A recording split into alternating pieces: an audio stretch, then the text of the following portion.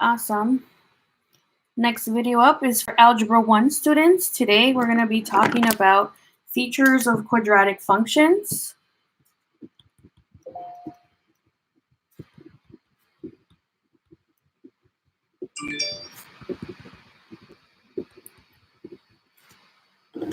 Features of quadratic functions. So I'm going to do a quick, let me make sure that this, awesome. First thing I'm going to do is I'm going to give a little recap of the different forms of the equation and the information that they give us. So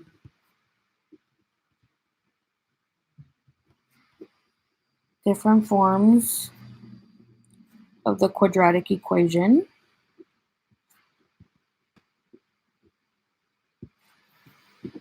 The first one is standard form.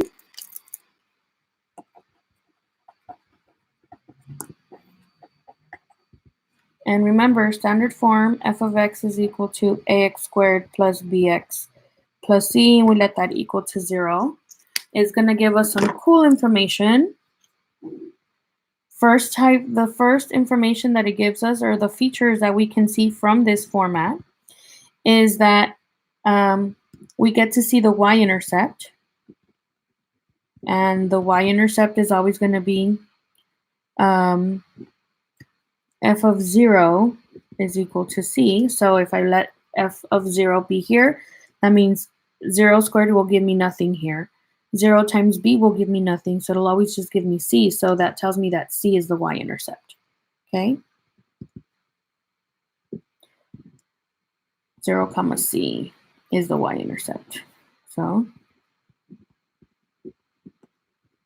and if you notice, this is the function form notation of that. This is the Cartesian point for it.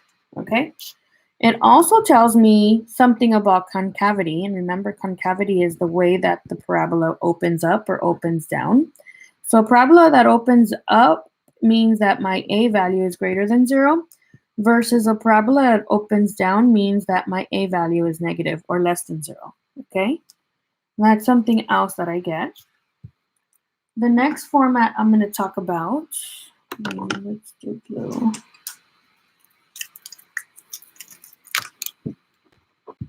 Is factored form. Factored form looks like this.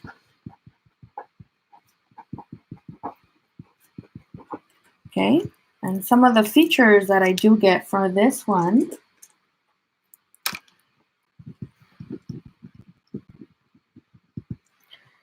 Remember, I can still see concavity from this guy, but R1 and R2 are the roots.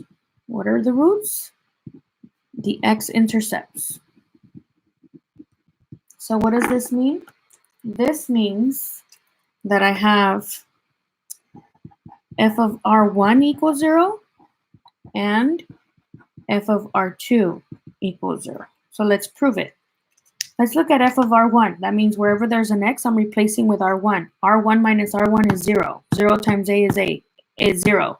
0 times this is still going to give me 0. So it's right there. It proves it to me. F of R2, let all of this, wherever there's an x, replace it with R2. So f of R2 is equal to R2 minus R2 is 0. 0 times whatever is still going to give me 0. So my output will still be 0 right there. Okay? So I get the x-intercepts from there.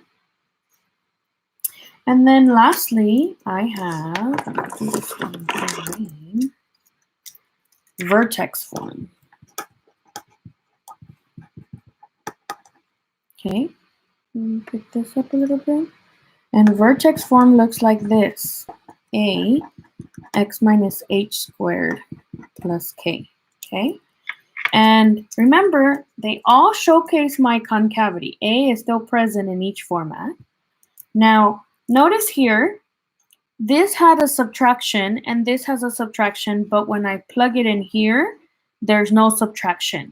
So be wary of that. And I'm just going to be right here. Remember, in the equation is always opposite, okay? So put a little star. The x-intercepts are always opposite of what the equations say.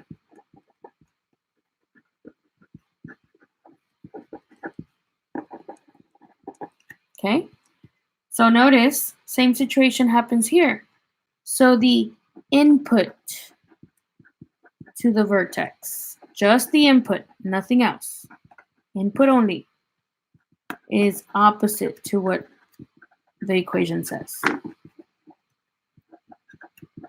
And this is about, put a little exclamation point, so you watch out for that. And this is because of that difference property right there, okay? So let's talk about what features I get from vertex form. And if you guessed the vertex, you are correct. So this gives me the vertex, and the vertex will always be f of h equals k.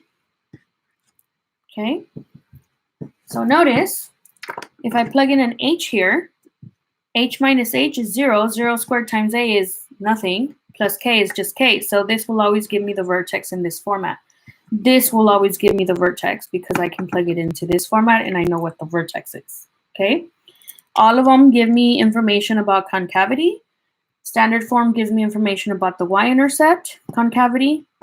Factored form gives me information about the x-intercepts and concavity. And vertex form gives me information about the vertex and also concavity, okay? Now let's talk about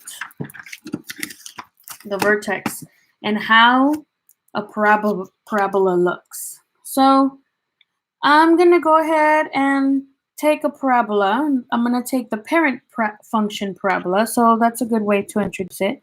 So the parent function for the parabola for quadratics, we're just going to analyze it, is f of x equals x squared.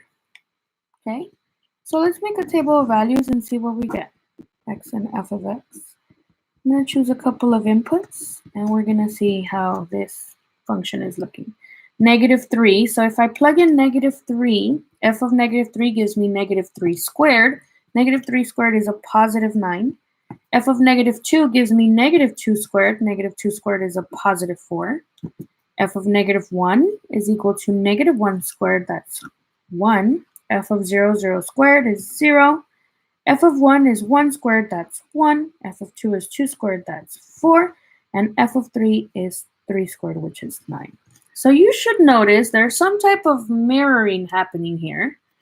And we're going to go ahead and see if we can visualize what this is. And I'm going to also rewrite this equation in all of its formats so that you can see that I still prove all of those properties.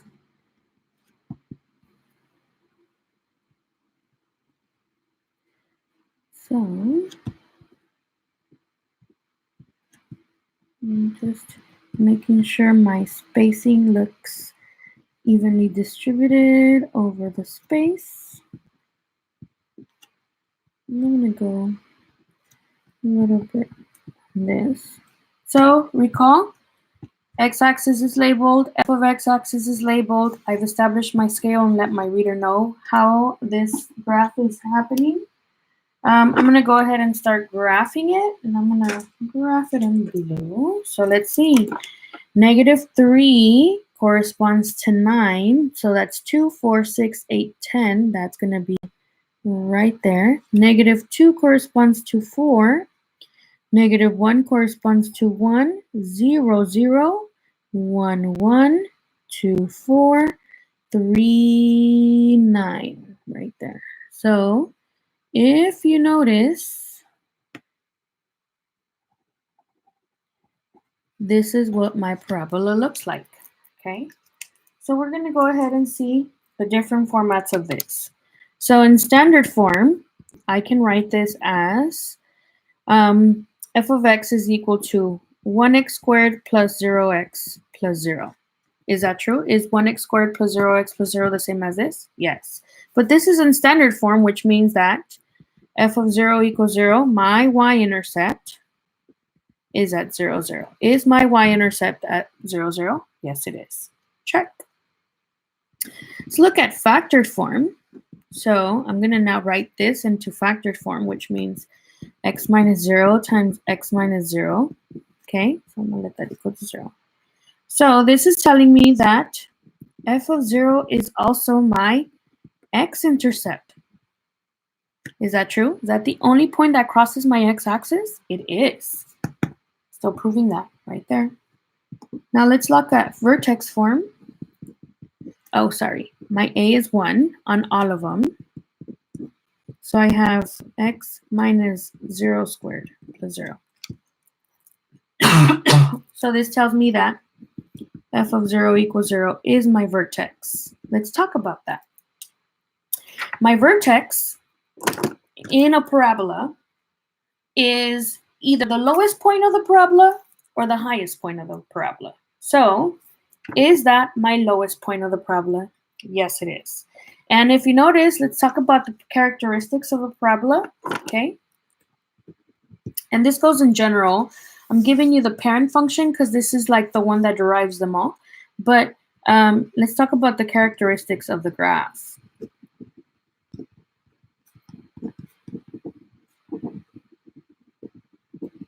Okay, number one, it has a vertex. And the vertex, like I said, is either the absolute minimum if it's concave down. So if the parabola is concave up, I apologize. Concave up, my vertex, that's my vertex, okay? Or if my parabola is concave down, now that's my vertex. What can we say? We've learned this before.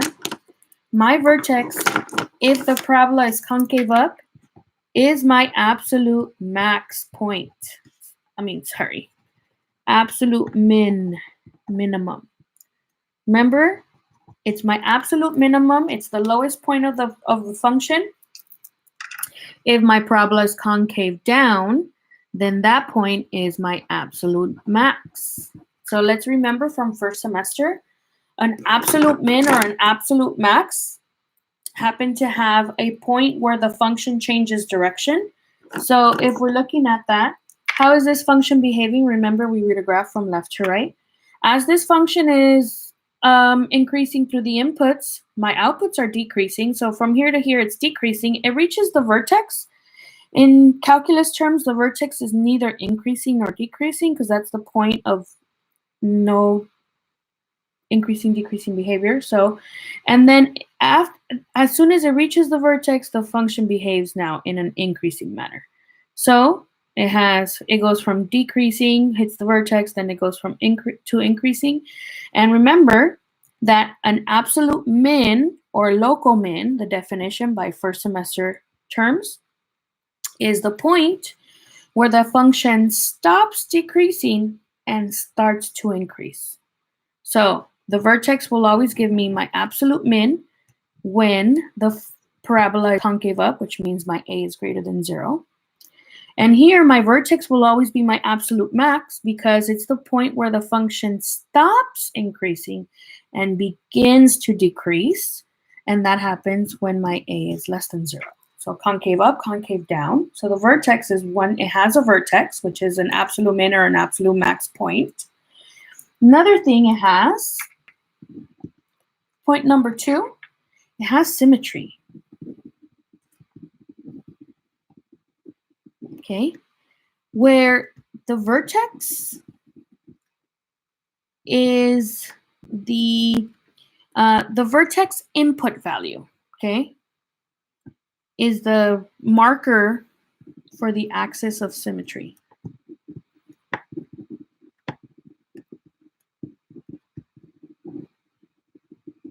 Okay, and what do I mean by marker? It's really an important thing.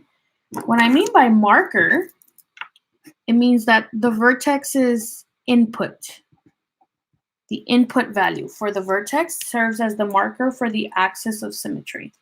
Okay, so I'm going to talk about that. So let's see. My vertex here was f of 0, 0. That's my vertex. I'm going to label it. And notice that my vertex is the marker for my axis of symmetry. That means this function, if I was to like fold it, it's symmetrical, okay? You can also see it here in the outputs. The outputs have some reflection that occurs here, okay? So that symmetry is really important. And now I'm going to show you how to calculate identifying the vertex for a parabola. I'm going to show that to you by each format of the equation. So let's analyze the vertex of a parabola.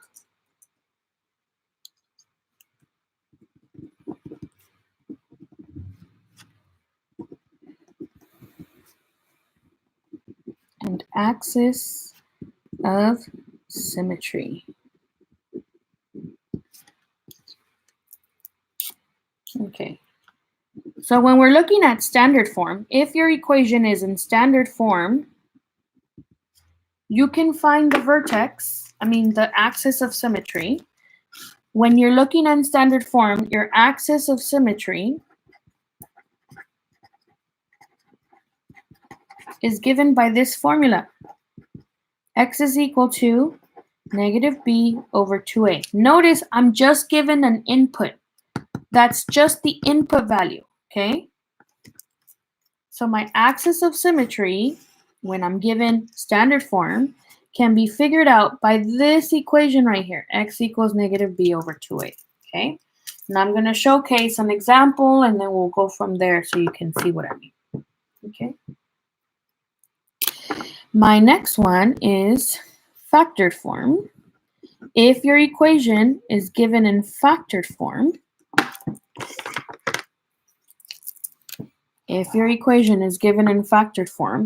you can find the axis of symmetry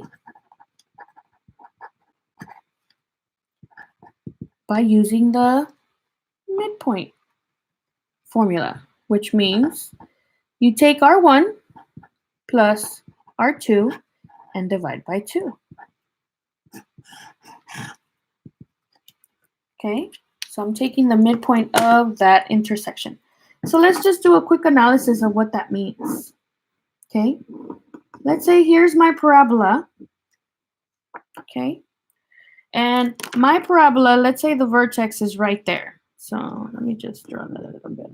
Okay, my parabola is right here. It's just a sketch. My vertex is here. If I wanted to analyze where the axis of symmetry is, and I'm going to take just this horizontal line, and my x-intercepts are right there. My x-intercepts will be equal distance from that point because they're symmetry. Remember, every single point from the axis of symmetry has the same distance here and here. I'm just happening to use the x-intercepts to find that. Okay, remember, this is just giving me the input. I haven't found in order for the axis of symmetry is kind of like a portal into finding the vertex. Okay, so let's do a little example so we can put these into place and see what we get.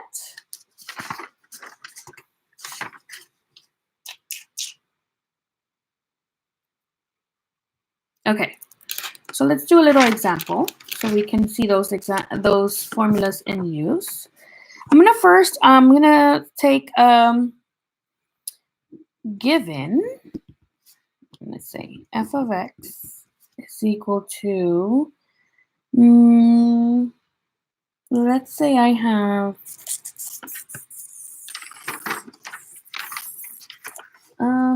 x squared plus 3x plus 4. So this is given to us in standard form. So let's look at a couple of features. I'm going to analyze and state features. So some features that I'm going to look at is definitely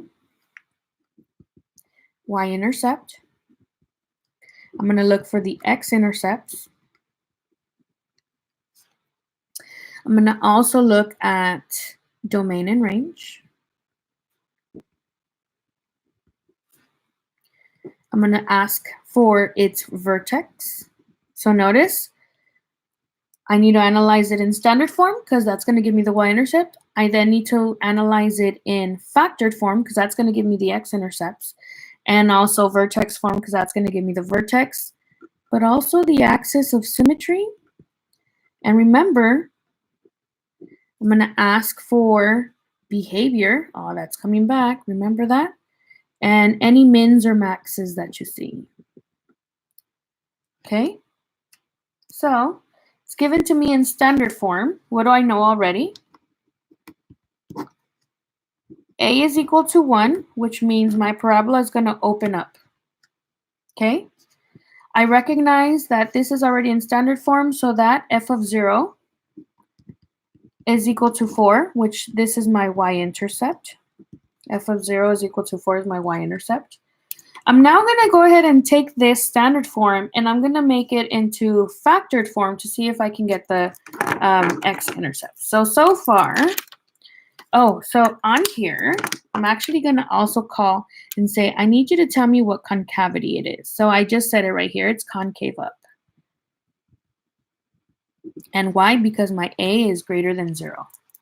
Okay. So concavity is taken care of. I actually found my y-intercept, and then I'm going to go ahead and see what else I can get. So let's go ahead and put this into factored form. So let's do a little recap. Converting standard form to factored form means I take my equation, make sure it's equal to 0. Okay. What's A? A is 1, B is 3, and C is 4. And let me see if that's going to work. I might not. Let me just put it in. I don't want to confuse you because we haven't gotten to that part.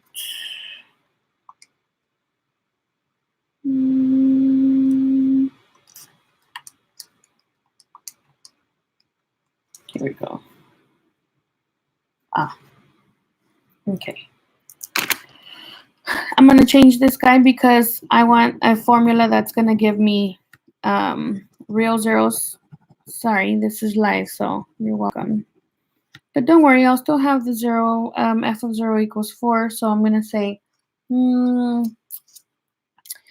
x squared plus 5x plus 4. There we go. So don't worry, concave up is still happening, and f of 0 is right there. So let's go ahead and see what we get. So x squared plus 5x plus 4 equals 0. I recognize that a is 1, b is 5, and c is 4. So we're going to go ahead and play this game, b plus ac dot. b is 5, a times c is 4. I need two numbers that when I add them together gives me 5, but when I multiply them gives me 4. If you said positive 4 and positive 1, let's check it. Does 4 plus 1 give me 5? It does. Does positive 4 times positive 1 give me 4? It does. I'm going to go ahead now and do the backwards box. Remember, my ax squared always goes here. My c always goes here. Whatever I found here goes in this box, and they have in the variable of b. So I have positive 4x and positive 1x. So now I ask myself, what do these guys have in common? They have, right here, these guys have an x in common because 4x and x squared have an x in common. X times what gives me x squared? X. X times what gives me positive 4x? Positive 4. X times what gives me positive 1x? Positive 1. So I recognize that this is standard form right here. My factored form is going to say f of x, and notice my factors are right here, is equal to x plus 4, x plus 1 is equal to 0. Okay? And don't forget, my a is 1. It's still right here. You just can't see it because it's that identity element of multiplication, which means it's 1 times anything. It's invisible. So what does this tell me again? Remember, the x-intercepts are always opposite of what the equation are telling you. The equation is telling you +4, +1. Well, my x-intercepts are going to be f of -4 is equal to 0 and f of -1 is equal to 0 because of that opposite situation. Okay, so I found those. Okay. And now I'm going to go ahead and make a little graph. And I already have a couple of points that I can use. I have my x-intercepts and I have my y-intercept. But now I'm going to use the axis of symmetry information to figure out what is going to be the input of that axis of symmetry, because I'm going to need that to find the vertex. So in standard form, the equation is x. So this is for the axis of symmetry. Boop, boop. X equals -b over 2a. What's my b? Remember, a equals 1, b equals 5, c equals 4. So that gives me -5 over 2 times 1 gives me -5 over 2. And -5 over 2 is -2.5. That's just the, right there, is the axis of symmetry. Remember, this is a vertical line. Let's see if the axis of symmetry rule for the factored form gives me the same value. So remember, with factored form, the axis of symmetry is equal to x is equal to r1 plus r2 divided by 2. Okay? So remember, my r1 and my r2 are right here. So x equals -4 plus -1 over 2. That gives me -5 over 2. Oh, x equals -2.5. Did I get the same thing? Bam, bam, right there. Now, if I want to find the vertex, this is the most important step right here, is I got to take that input and find the output to actually find a point. So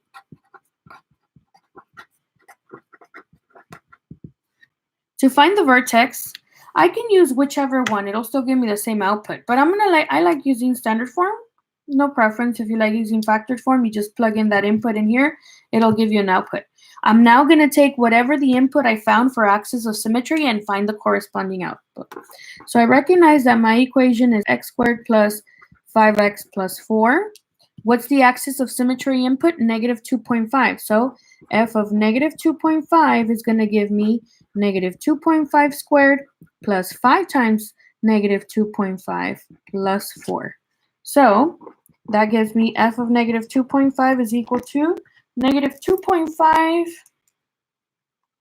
Okay, calculator, put it right here. Okay, remember, the calculator cannot think for you. It does not understand order of operation. So if you're squaring a negative and you don't put parentheses, the calculator is not going to consider that. So it's going to give you negative outputs, and that's incorrect. So always put parentheses. -2.5 squared is going to give me 6.25.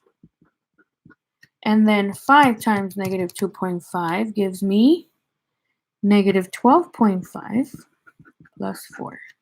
So I have 6.25 minus 12.5 plus 4 gives me -2.25. So f of -2.25 is equal to -2.25. This right here is my vertex. Okay? So much, I know, but it's so awesome. I found axis of symmetry and I found vertex. Now I gotta just understand it's concave up, so this vertex is gonna be my absolute min. So let's go ahead and graph this puppy. I'm gonna do, and notice I already have all my points that I need.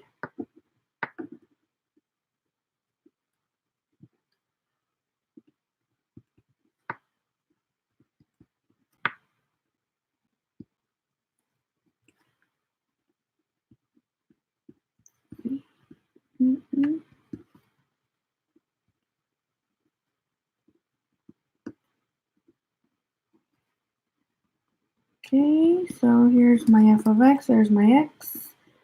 Notice my spacing is relatively evenly dispersed in both the horizontal and vertical axes.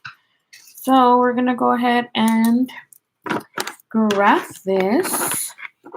So let's put some points I already know. I definitely know my y-intercept is 0, 4. Bump, bump, right there. I recognize f of -4 and f of -1 are my x. F of -1 equals 0. F of -4 equals 0. And now I recognize that, look at that, I didn't, there we go. F of -2.5, so 2.5 and -2.25 right there. That's my vertex. So because I already know how the parabola behaves, I am able to sketch out its graph. There it is. Let's talk domain and range. I'm going to put a new page here to get some room. Okay. So I recognize that my absolute min is going to be my vertex, which is f of -2.5 is equal to -2.25. That's my absolute min. It's the lowest point of the parabola. The behavior now, looking at my behavior, my function is decreasing.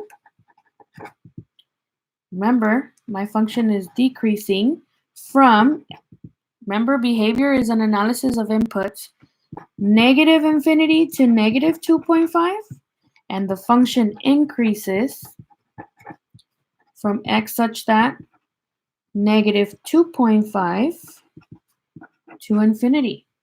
Okay, these are non-inclusive because at -2.5 it's neither. And now let's talk domain and range. Domain, this function is continuous, and those arrows imply -infinity to infinity. And my range, remember, that's my absolute min. So my absolute min is my lowest point, so -2.25, and range is output to infinity. So let's see if we've tackled everything. We tackled, put it here.